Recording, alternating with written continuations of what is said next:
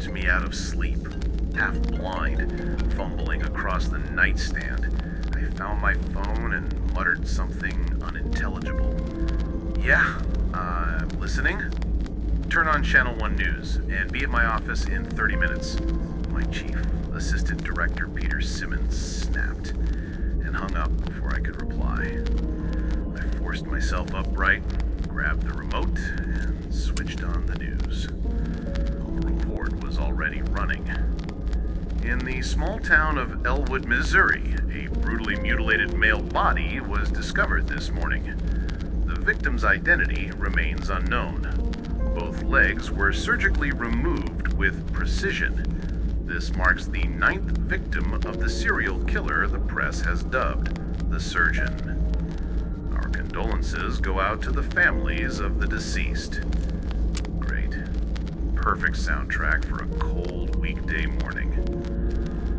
10 minutes later, I was driving through the wet, gray streets of Chicago. August felt more like late fall this year. I reached the FBI office quickly. The corridors were packed, everyone rushing somewhere. And there I was, walking at my usual calm pace. That habit had saved my life more than once, during ops, ambushes, stakeouts. I knocked on an unremarkable door. "Come in," a voice ordered. The office was dim. Heavy clouds swallowed the daylight.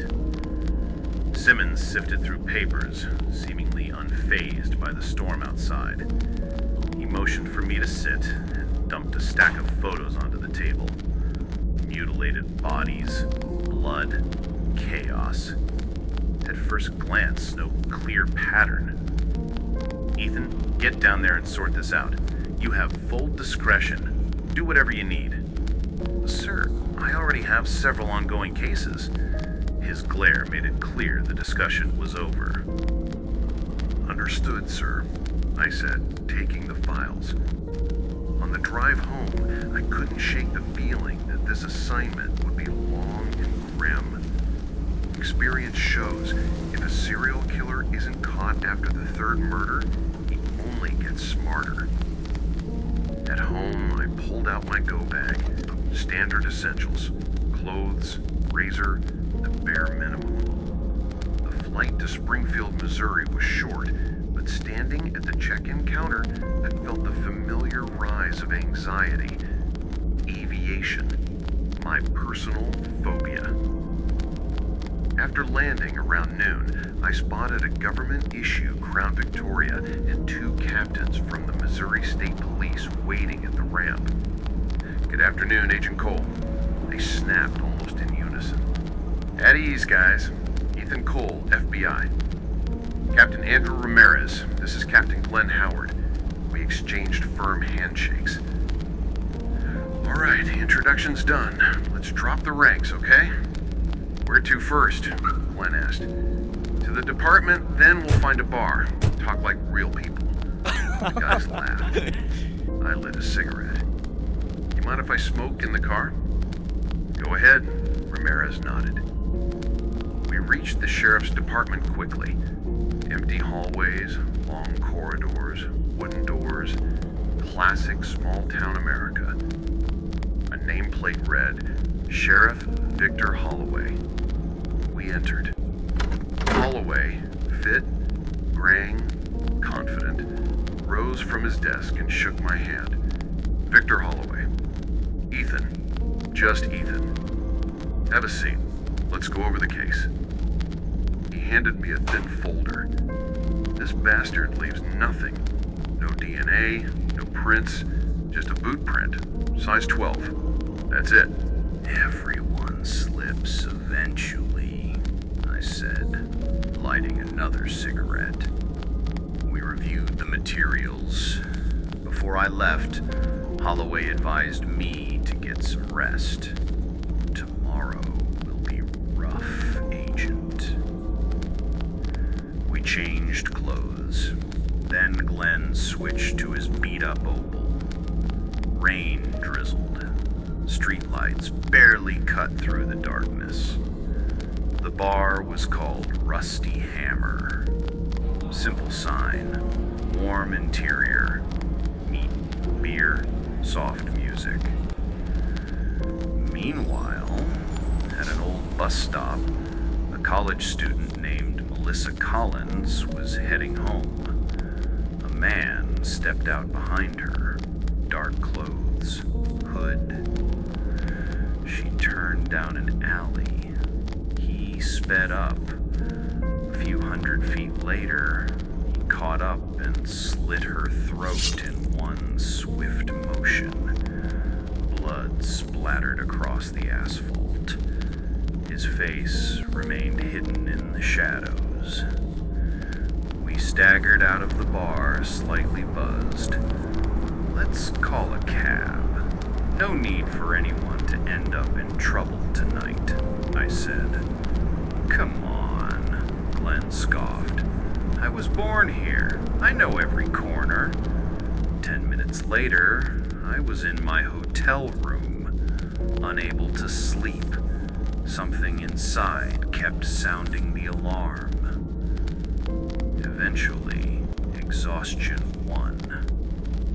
In the morning, a new body, near old garages, a girl, mutilated beyond belief, scalp and hair removed, abdominal cavity opened, almost no tracks, but a faint line of prints led toward the park. In a clearing, I froze. The girl's face was nailed to an old oak tree. Her hair wrapped neatly around decorative nails. Even seasoned officers broke down. Her purse still contained her documents, wallet, phone.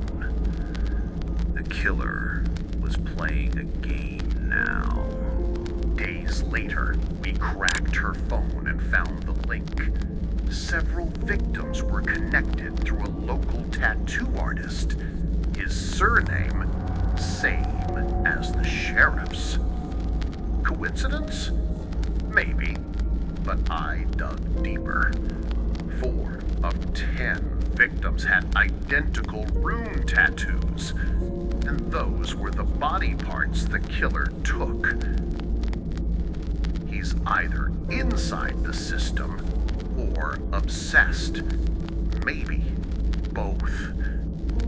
Glenn pulled me from my thoughts. You okay, Ethan? Thinking out loud. Heading to the sheriff? Yeah, let's go.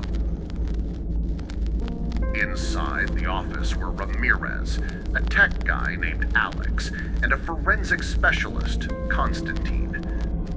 Holloway was furious. Another mutilated body and no progress. The brass is calling, threatening all of us. I handed him my findings. He flipped through them. This is something. Good work. Then, go bring in that tattoo artist. I'll handle the interview myself. But he's your nephew. All the more reason. Dismissed. Sheriff Victor Holloway said coldly, ending the conversation. We stepped out into the Ridgewater night, cold rain slicing at our faces. It was clear the night would be long. We drove to Leo Carter's apartment, the tattoo artist whose name kept surfacing. A second team went to his studio. His home was a freshly built apartment complex by the highway. Too expensive for a modest tattooist. Suspicious from the start. We climbed the stairs and knocked. Silence. Knocked again. Nothing. All right, I sighed. We improvise. Yes, it broke protocol. But with nearly a dozen bodies, pressure from above, and a killer playing games, you choose the lesser evil. I pulled out my lockpick kit. Ramirez shot me a raised eyebrow, but stepped aside. A few seconds later, click! Damn, he muttered. If you weren't an agent, I'd swear you were a burglar. Inside, sterile silence. The smell of bleach was thick enough to taste. Floors shining, shelves spotless, clothes perfectly arranged. Everything unnaturally neat. But no Carter. Not in the kitchen, not in the living room. I walked toward the bathroom, opened the door, and chills crawled up my spine. In the bathtub filled with ice-cold water lay a human body wrapped tightly in layers of plastic wrap. Oh shit, Glenn whispered behind me. CSI was already on the way. I called Sheriff Holloway. When the forensic team arrived, they shrugged. No prints, no blood, no fibers. A sterile crime scene, almost professionally cleaned. The canvassing team went door to door, and then came a breakthrough. A couple from the 4th floor saw a large man in a black hoodie going up to the 5th floor. Didn't see his face, but the husband swore the man was wearing dark blue uniform pants, typical for the county police department.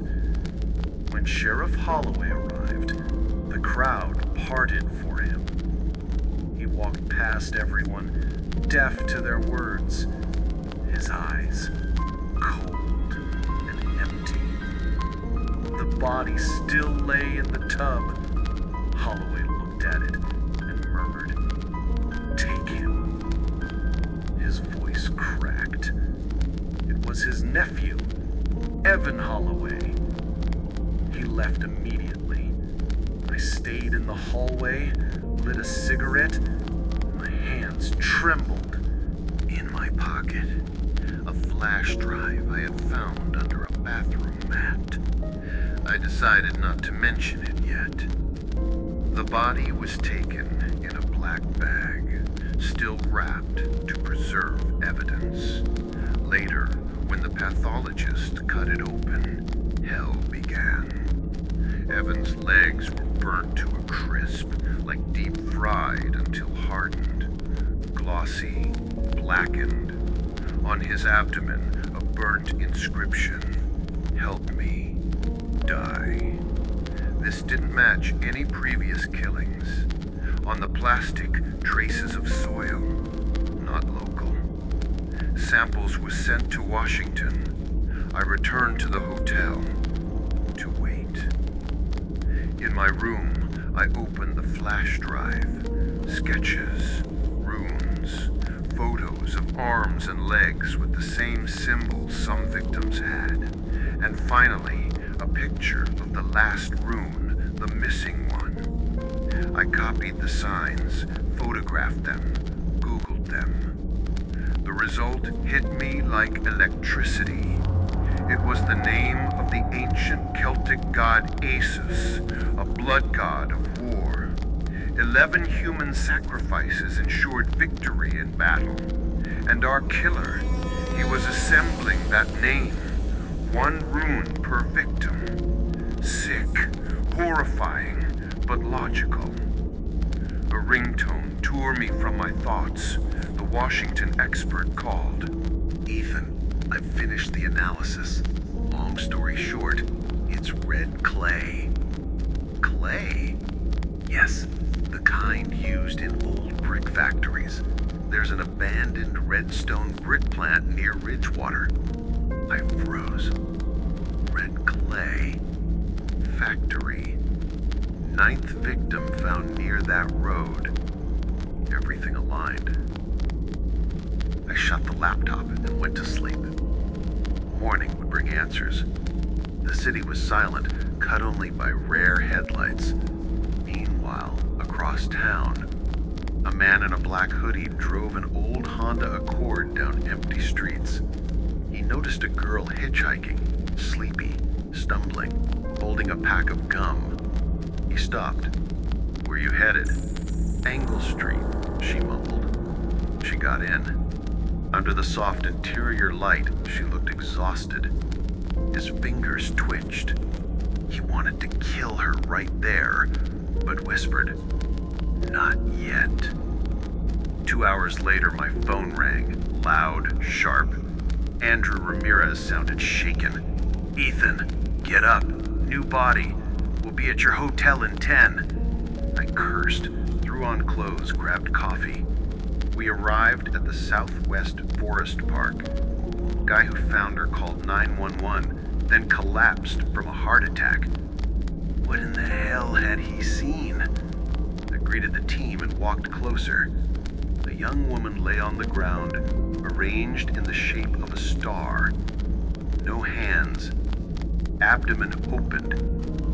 Intestines laid out in a spiral. I nearly threw up. Later, in the van, drinking tea, Andrew said, "The guys think leaving his brother alive was a mistake.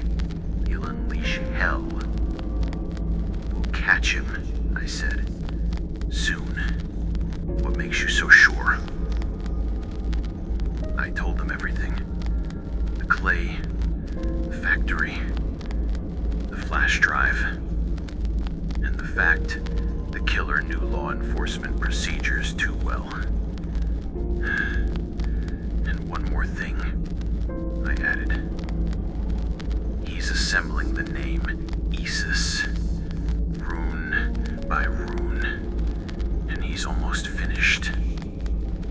We exchanged looks. Heading to the factory, Howard asked. "Yeah, but I've got a bad feeling. We're going in at our own risk." The briefing with Holloway was curt.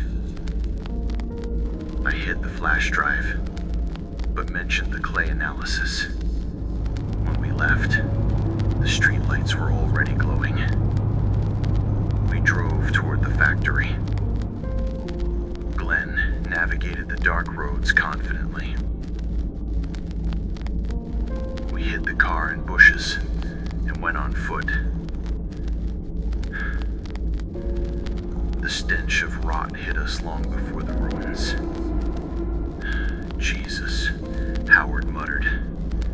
"What did you expect? Lavender?" Ramirez smirked. We drew our guns.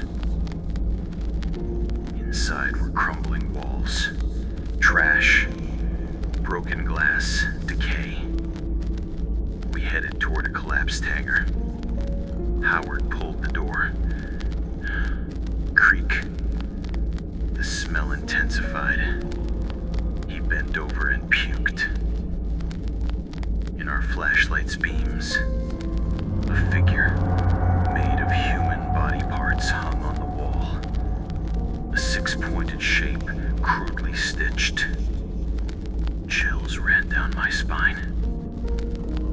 Then, headlights. We killed our lights and hugged the wall. A vehicle approached the hangar. Someone stepped inside. He didn't hurry. Placed a lantern on the floor. Began lighting candles around his altar. When the last candle flared, Andrew shouted, "Police department, on your knees, hands behind your head." The man turned slowly. It was Sheriff Victor Holloway.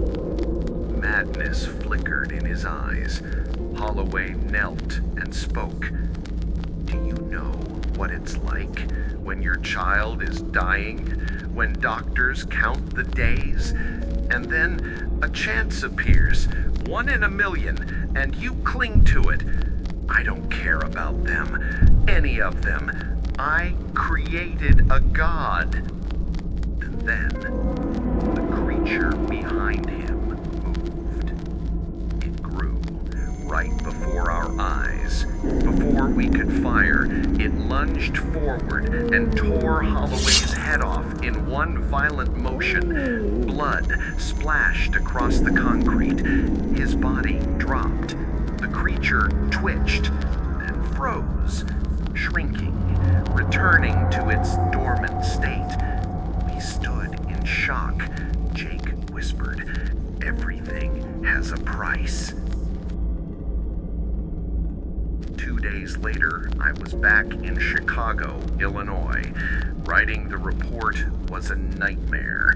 I chose every word carefully. I told the chief everything. He listened silently. Ethan, Holloway's daughter is recovering. Doctors call it a miracle. What do you think? I exhaled. If, theoretically, the evil we do accumulates, and when it erupts, it all hits at once. He nodded. Maybe you're right, but cases like this aren't getting any fewer. All right, take a week off on me. I stood. Permission to leave? Go, Ethan, he said, patting my shoulder. I closed the door.